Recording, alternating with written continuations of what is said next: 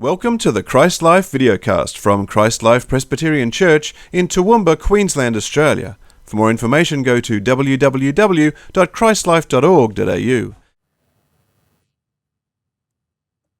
If I was to ask you to tell me very quickly what your concept of God was,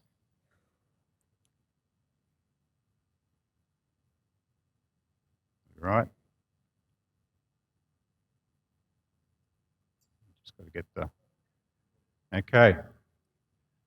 Perhaps you would think of a God of love, or perhaps your God is a God of peace. Maybe a God of power, or a God of righteousness or holiness. Maybe even a God of justice. But I suspect that many people today do not immediately think of God as being a God of wrath.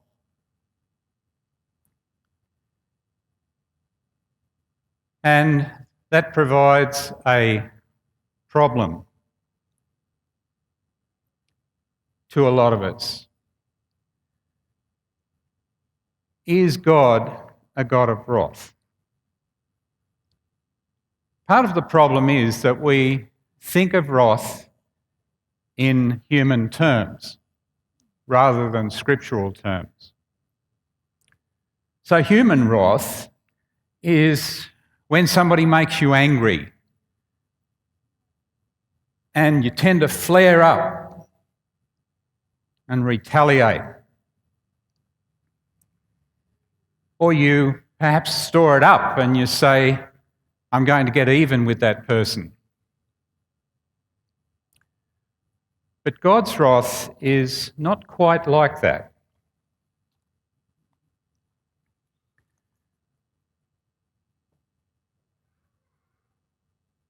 A couple of the commentators comment on wrath.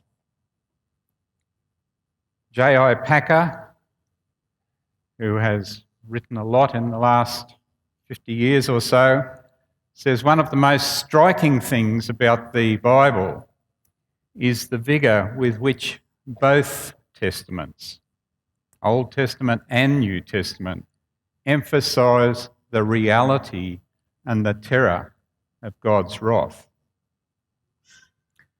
Arthur Pink, who wrote a lot early in the 1900s, comments that a study of the Concordance will show that there are more references in Scripture to the anger, fury and wrath of God than there are to his love and tenderness.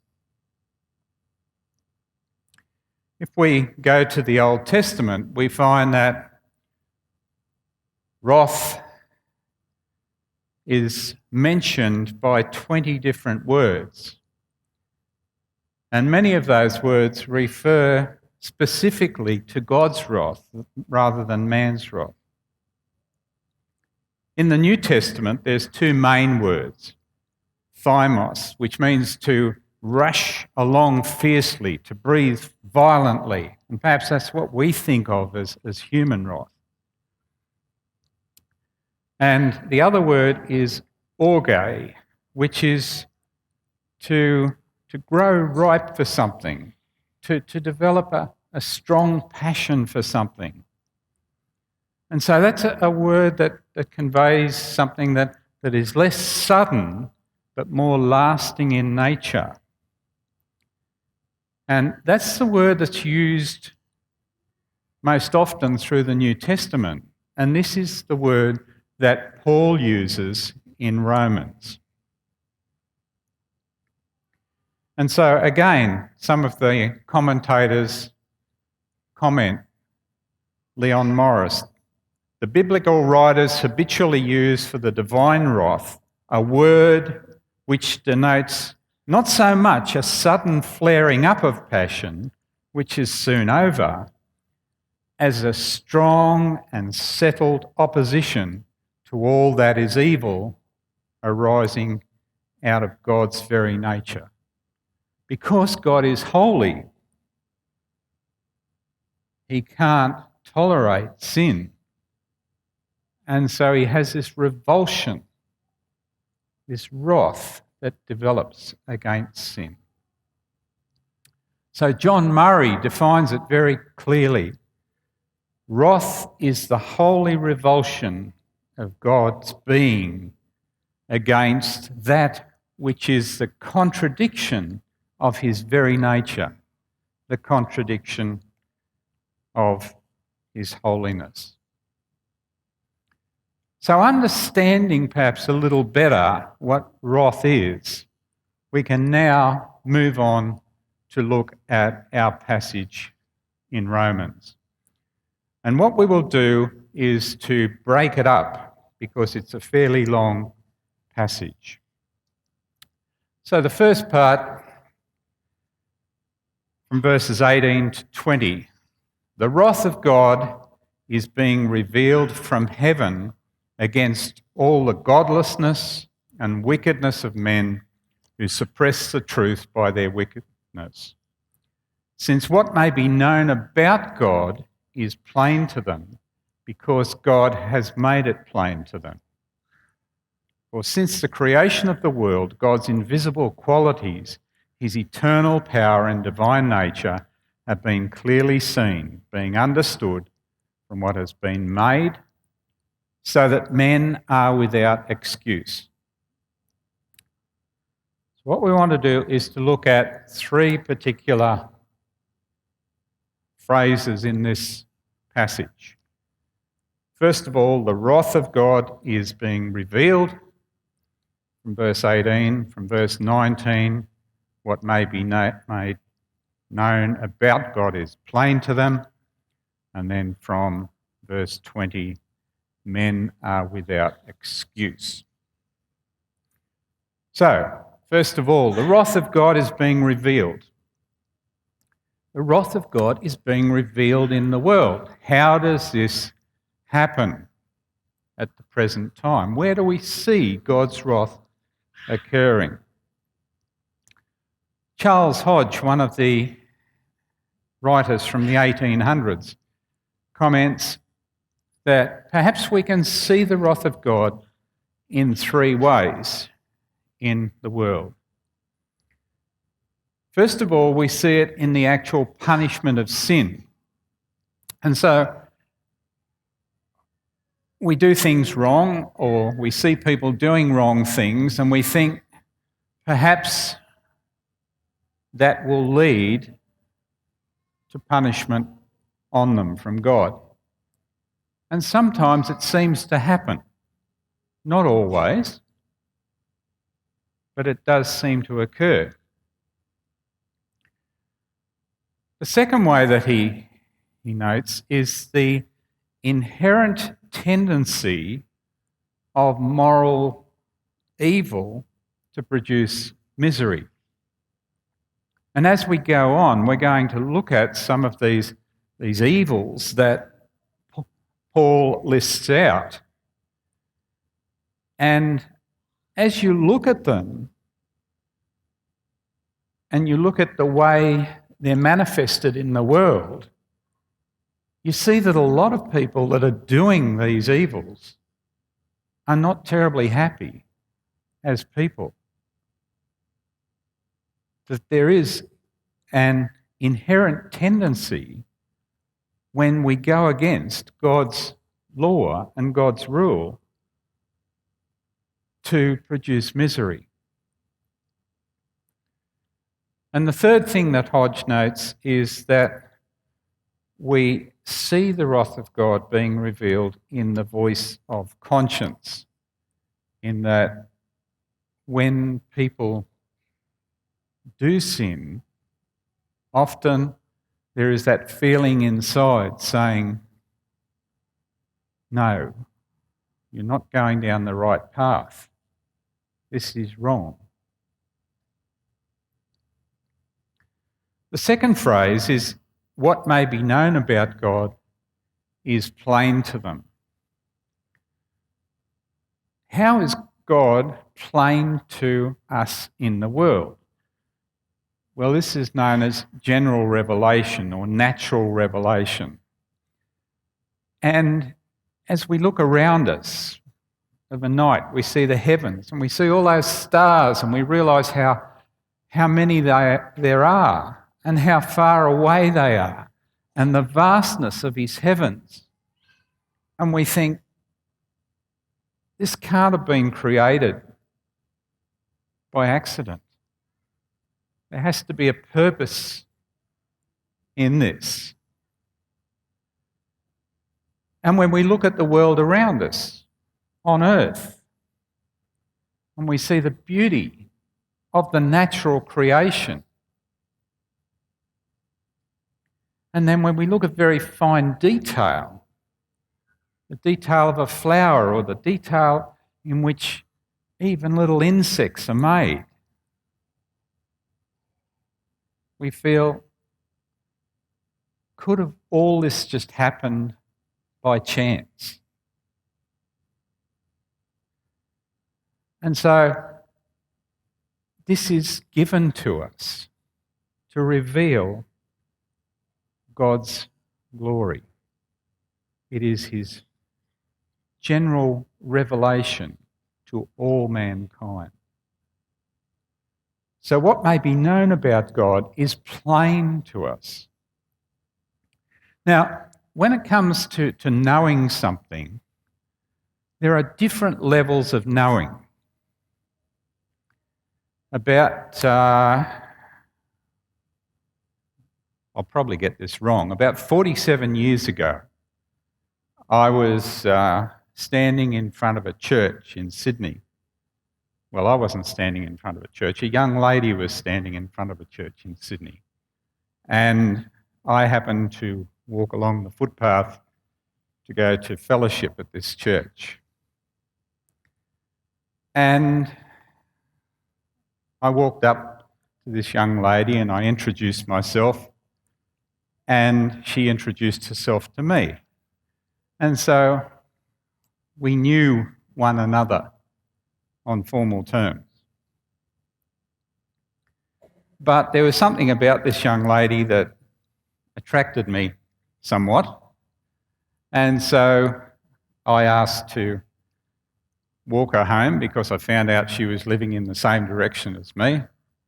After church that night, she couldn't walk home that night because her parents were picking her up, but the following week she made sure that she was free to walk home.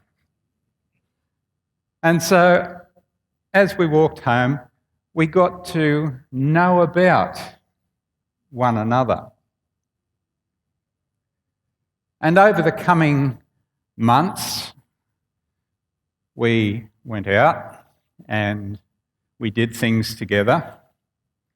And so we had experience of interacting with one another and getting to know one another's moods and one another's likes and one another's dislikes. And then eventually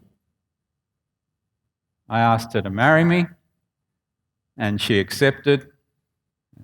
6 months later we got married and we have lived together for 45 years. And I got it right.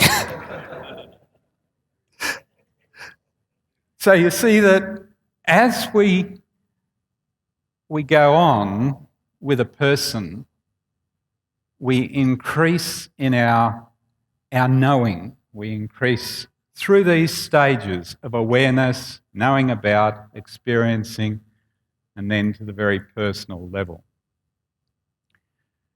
Now, God's general revelation to us really only gives us an awareness of God.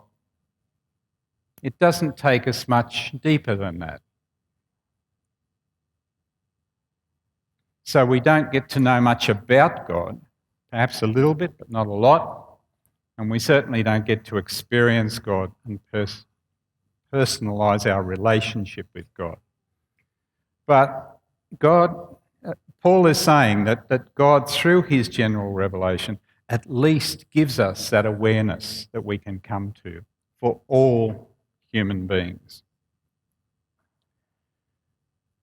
And then the third phrase is men are without excuse. Now, how common are the declarations? It wasn't my fault. Nobody told me. It was somebody else's fault. And how uncommon are the declarations? Oh, I was wrong. I'm sorry. And when we talk to people about God, they will say, oh, well, I've never bothered about God. I didn't really know he existed. Some people will say, well, I don't believe in God because I have too many questions. Well, why don't you answer them? Or I don't think it's important. And so these people don't have this experience of knowing God, the personal relationship. But God has given us the general revelation.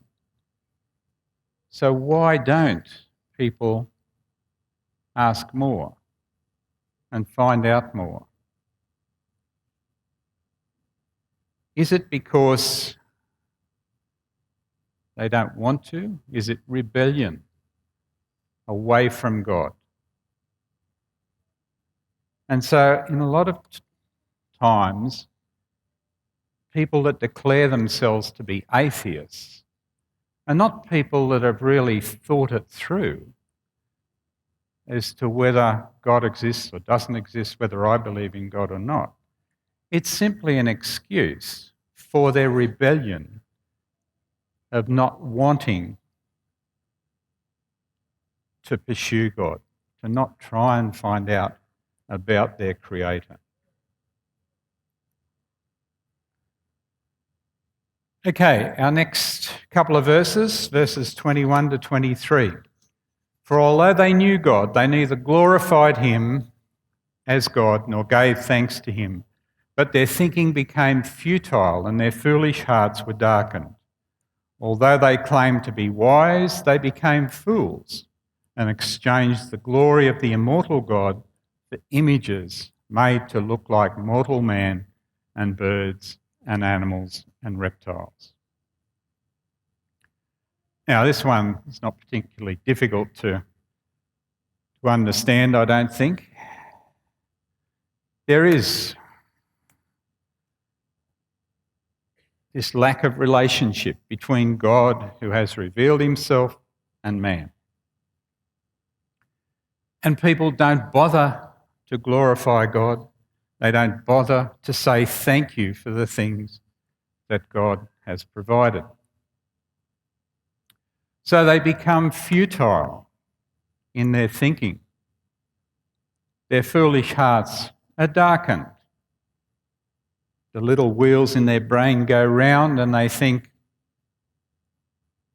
well, why should I be bothered with God? And so, as Paul tells us, they exchange the glory of the immortal God for images made to look like mortal man and birds and animals and reptiles. And so if we go to the Bible, we can find the example in the story of Moses about the golden calf and how the people made the golden calf that they would worship. Perhaps we think that those things are old-fashioned and that, these days we don't have those sorts of idols. Perhaps our idols are slightly more sophisticated, not much. But, how many people have the idol of dreaming to be a great sports hero or a great performer or whatever, or of accumulating vast amounts of money? These are idols in the very same way that the golden calf was an idol to the Israelites.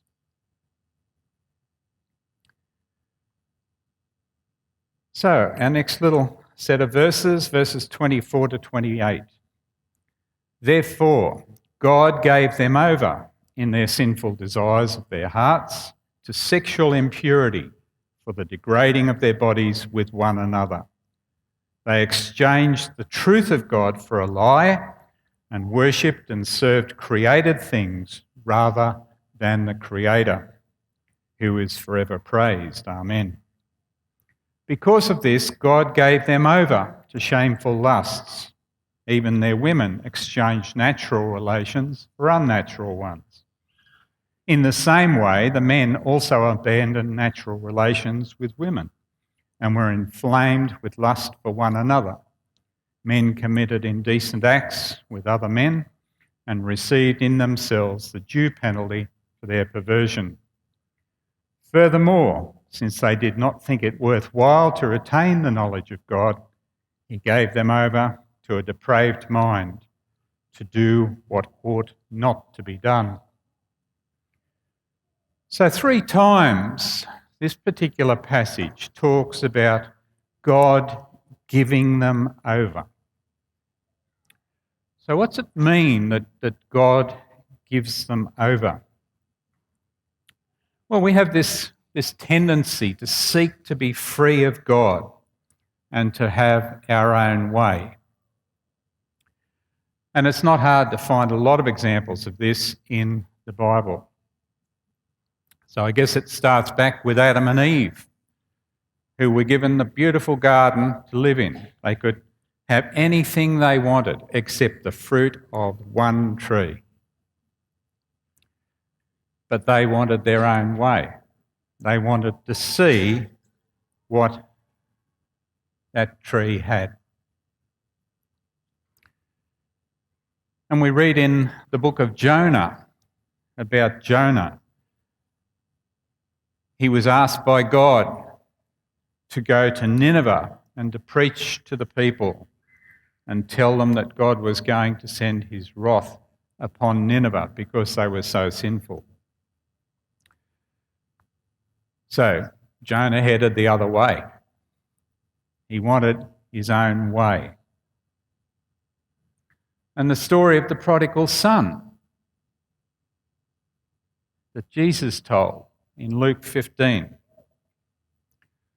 The son who had a good life with his father. His father had great wealth.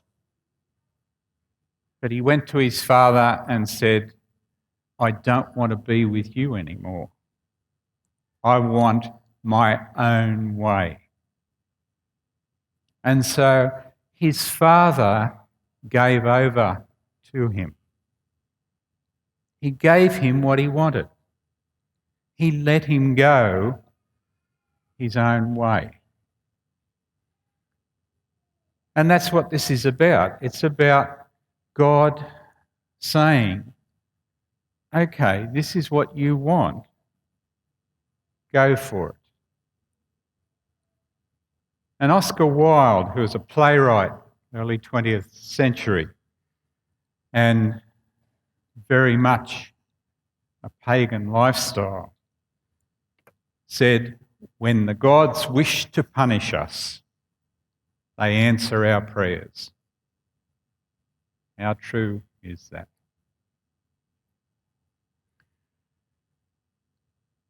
And so what happens is that when God gives people over, they enter onto a downhill slope.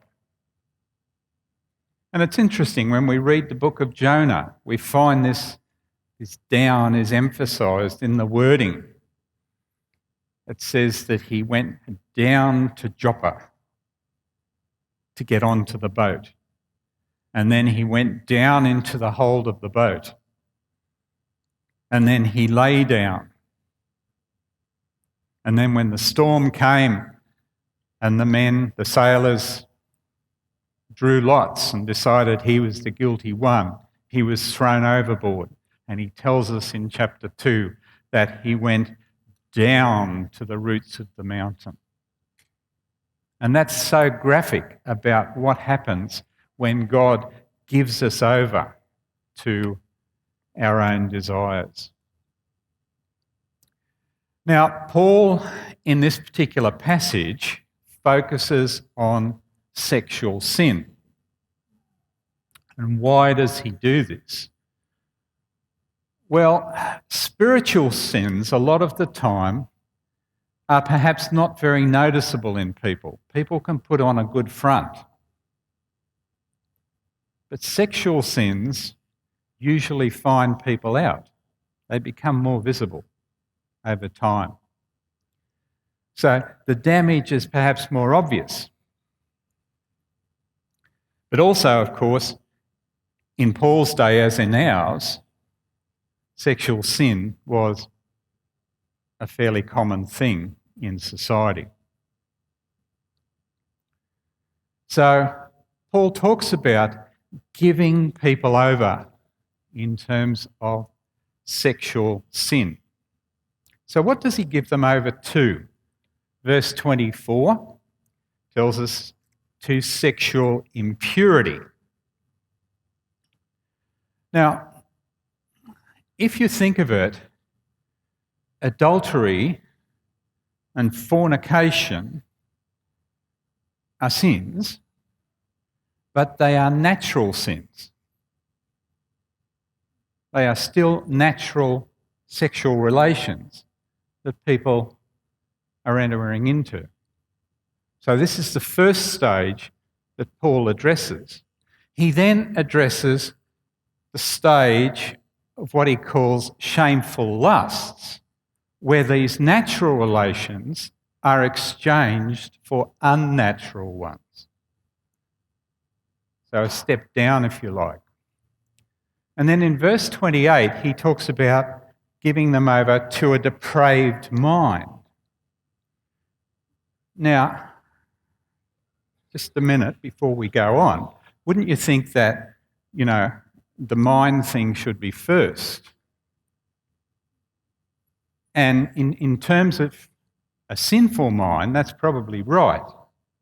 But he's not talking about a sinful mind, he's talking about a depraved mind. A mind that perhaps indulges in sexual sin, perhaps natural relationships, perhaps unnatural relationships. But over time, because these things are indulged in, starts to believe that this is okay. This is good. And this is what Paul is meaning by a depraved mind. He's not talking about sinful mind, about knowing that you're doing right. It's about a mind that convinces yourself that what you're doing, even though it's sinful, is right.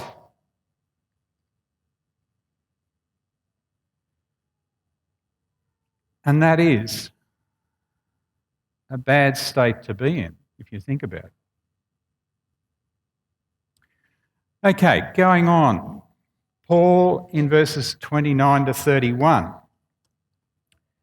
catalogues the human sinfulness.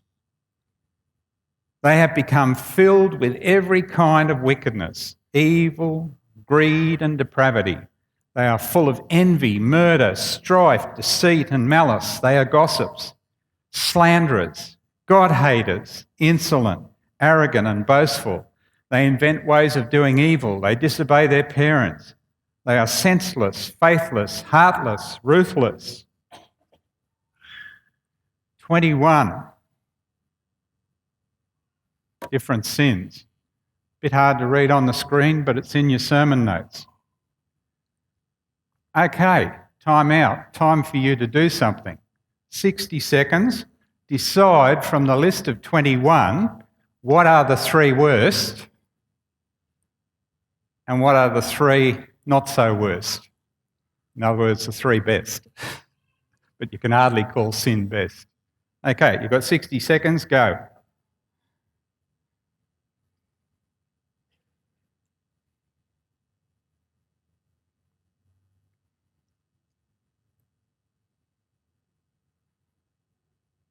Wickedness, evil, greed, depravity, envy, murder, strife, deceit, malice, gossips, slanderers, God-haters, insolent, arrogant, boastful, invent ways of evil, disobey parents, senseless, faithless, heartless, ruthless.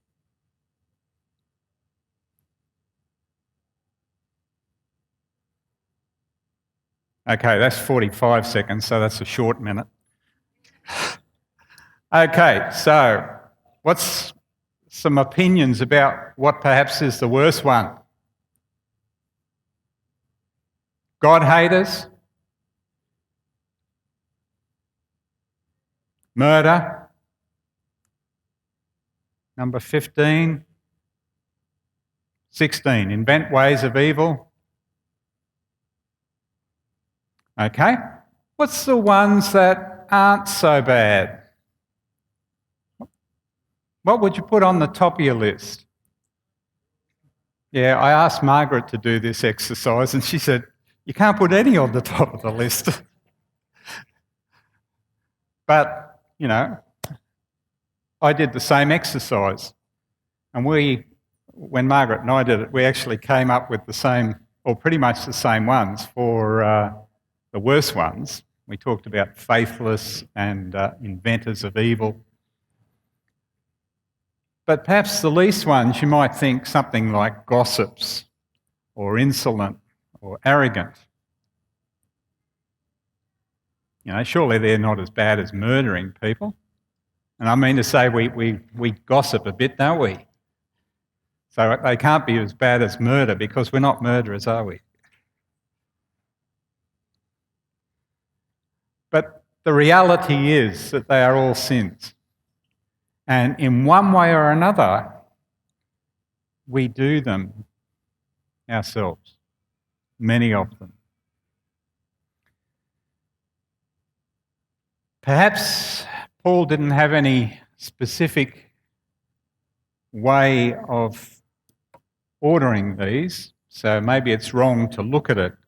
But Jim Boyce, in his commentary on this passage, talks about the fact that perhaps we can group them into various groups.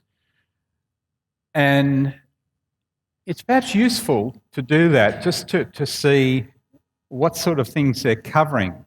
So if we look at the first 4, he says that they are really sins against the property or well-being of others. The next 5 are sins against other people: envy, murder, strife, deceit, and malice. The next 6, gossips, slanderers, God-haters, insolent, arrogant, boastful, which perhaps many of us would think perhaps are not as bad as a lot of the others, but they are sins which have pride as the centre. In other words, they are all about my heart, you know, and me putting myself above others. And then 16, 17, he calls the creators of evil. And then he talks about the fact that 18 to 21 are 4 fairly similar Greek words. And so the NIV translators, when they've actually translated the Bible, have tried to come up with 4 fairly similar words for us as well: senseless, faithless, heartless, ruthless. So, you know, maybe that's just a little bit of help in understanding this great catalogue of sins that Paul has given us. Okay, which takes us on to the final verse. How low can we go? So verse 32, although they know God's righteous decree that those who do such things deserve death, they not only continue to do these things, but also approve of those who practice them. So very clearly, Paul says to us, people that do these things deserve death, they keep doing them, and what's worse, they approve of others doing them. Surely must be as low as we can go. But is it?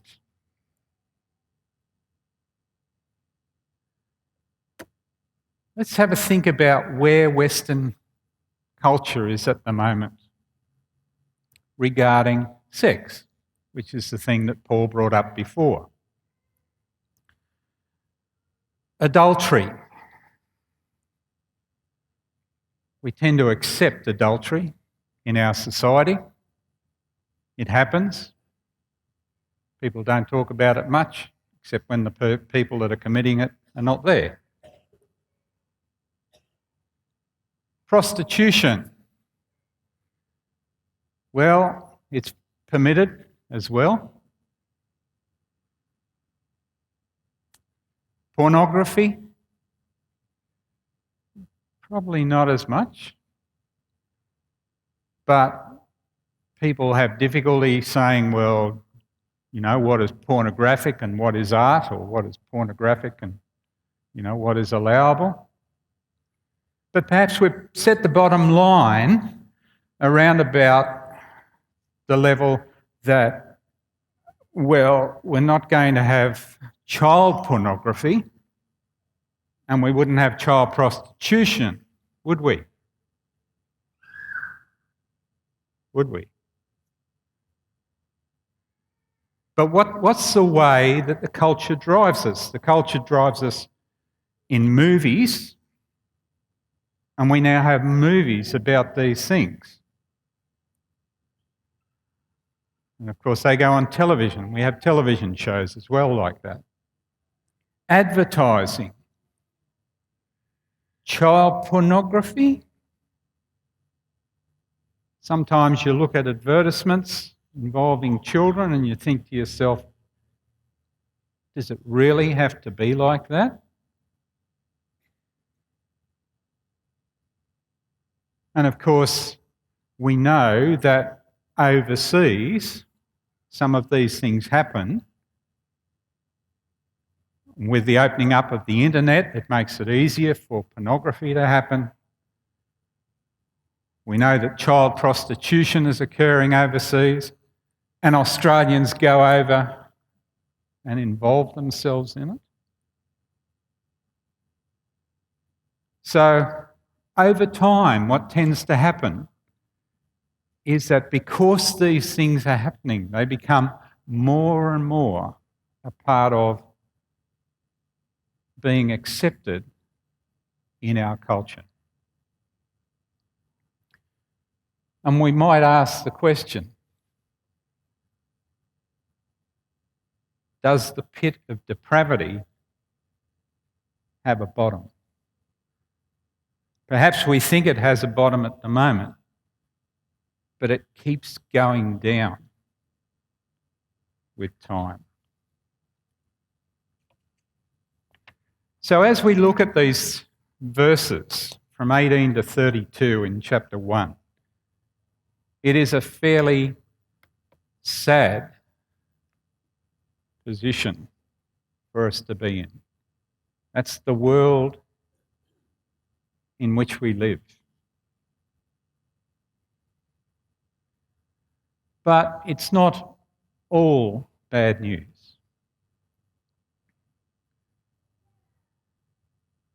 The gospel message is that God has not left us to ourselves.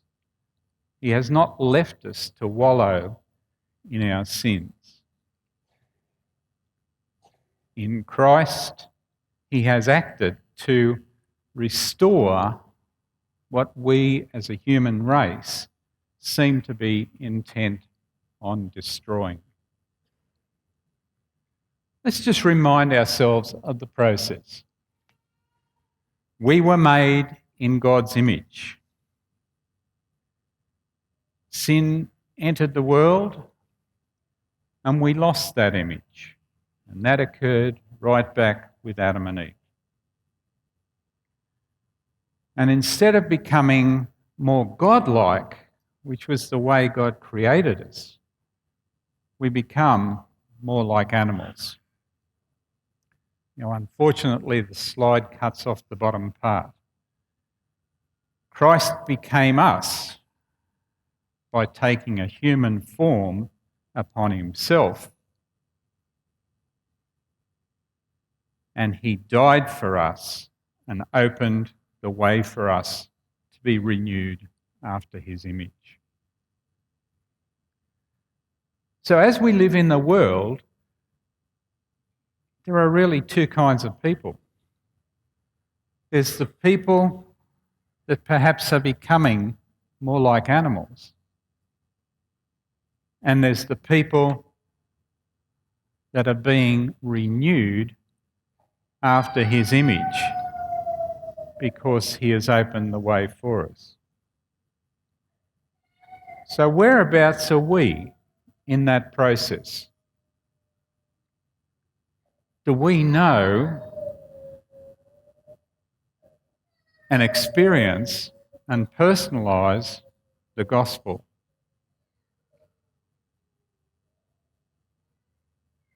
Or are we still out there in the mire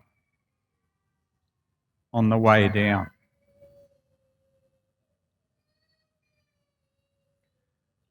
Hopefully, most of the people in the church are Christians and have the gospel.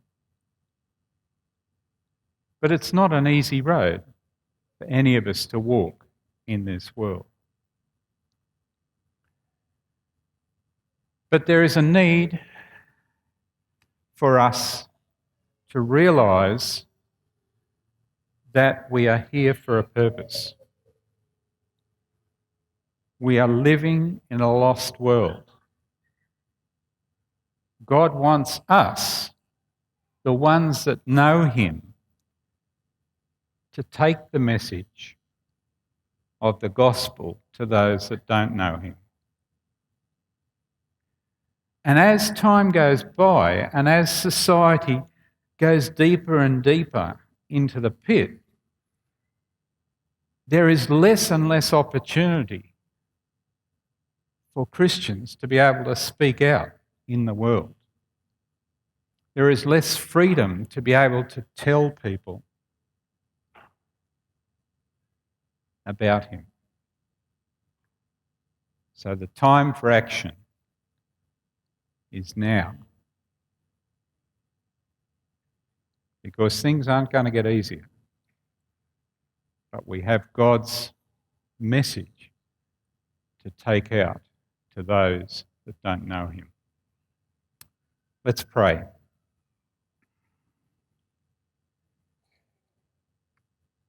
Father, we thank you for the fact that we don't have to be ruled by sin. We don't have to be going down,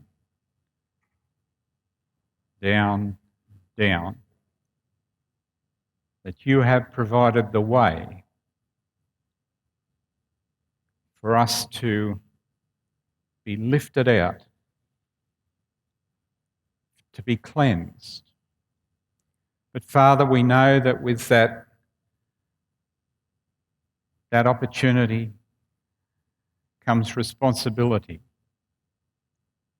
to let others know about you. Father, may we be aware day by day of the need